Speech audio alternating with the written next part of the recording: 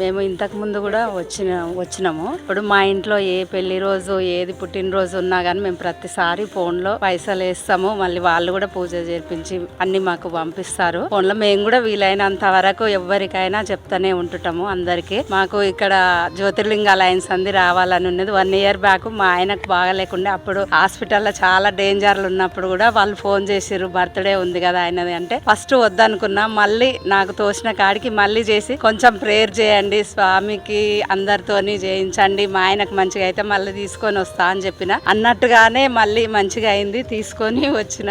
చాలా డేంజర్లు ఉండే, నాకు ఇప్పుడు చాలా సంతోషంగా ఉంది. ఆ దేవుని అనుదయ ఉంది, అనుగ్రహం ఉంది కాబట్టి మళ్ళీ బతికిండు మా ఆయన. మంచిగా అయింది, నాకు చాలా సంతోషంగా ఉంది. నాకు కేదారేశ్వర లింగం చూడాలని చాలా ఇష్టం కానీ అంత దూరం పోలేక ఊకున్నా. ఇంకా ఇప్పుడు ఇక్కడ జ్యోతిర్లింగాలను చూసిన కాబట్టి నాకు చాలా చాలా చాలా సంతోషం అనిపించింది. 12 జ్యోతిర్లింగాలను ఒకే చోట దర్శించుకునేలా నిర్మించిన శ్రీ పుణ్యలింగేశ్వర స్వామి క్షేత్ర పూర్తి స్థాయి నిర్మాణంలో భాగంగా సిమెంట్, ఇటుక, ఇసుక, గ్రానైట్, కంకర వంటి నిర్మాణ సామగ్రిని గాని లేదా విరాళాల రూపంలో గాని మీ శక్తి కొలది సాయం చేసి సంపూర్ణ శివానుగ్రహాన్ని పొందండి.